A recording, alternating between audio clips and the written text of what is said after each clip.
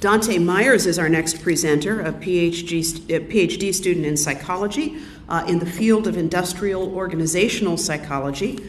His presentation is called Leadership in the 21st Century, and his faculty mentor is Dr. Deborah Major. In the early first century, the task of foot washing was reserved only for the lowest of low, servants. In modern day, many of us wouldn't dare wash someone else's feet, much less touch them. This low act has seemed to stand the test of time. But while we're all seeing an image of a task that was reserved only for society's low, I instead see an image of a remarkable idea that I believe will revolutionize how we go about a topic that we believe we know so much about: leadership. For thousands of years, many have been talking about this topic of leadership. Many have been talking about this topic of leadership. And many have been talking about this topic of leadership. Many key leadership theories discuss stimulating followers intellectually, pushing them beyond their limits and providing direction. However, have you ever noticed a disconnect? Have you worked for a leader that was not the best? I mean, just take a look at the news. You have Enron, you have Wells Fargo, you have so many different of these ideas, but leaders, what they're saying, are not actually doing what they're saying.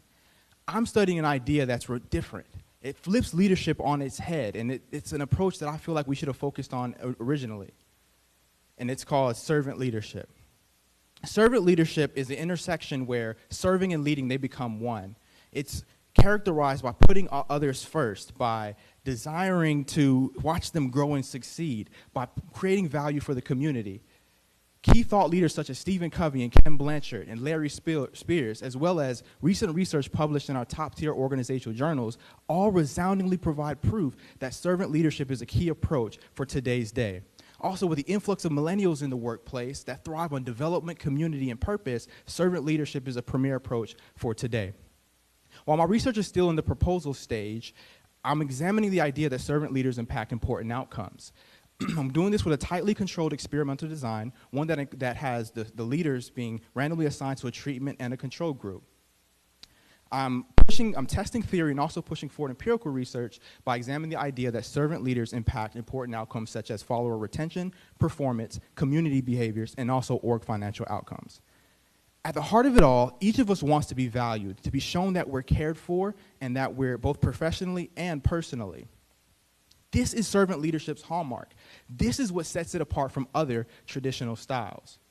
So as we revisit this image, I want you to take a moment and think.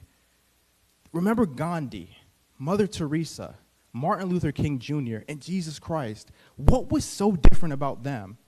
What separated them from every other leader? They each made a lasting impact on the world by choosing to serve first. Thank you. Nicely done. Dante, do you have the sense, and I know your research is not finished yet, but do you have the sense that this approach would work as well in for-profit or not-for-profit corporations? Do you think that matters? Yeah, so it's typically you typically see it in nonprofits, but the research is showing that it can be an effective approach also in for-profits. For example, there's the Popeyes example of them turning around their whole culture by employing a servant leadership approach, and they saw dramatic increases in their profits, and they completely turned their company around. So there's examples, and many leaders many companies such as Southwest, Nordstrom, so many companies actually employ these concepts. Thank you so much. Appreciate it very much.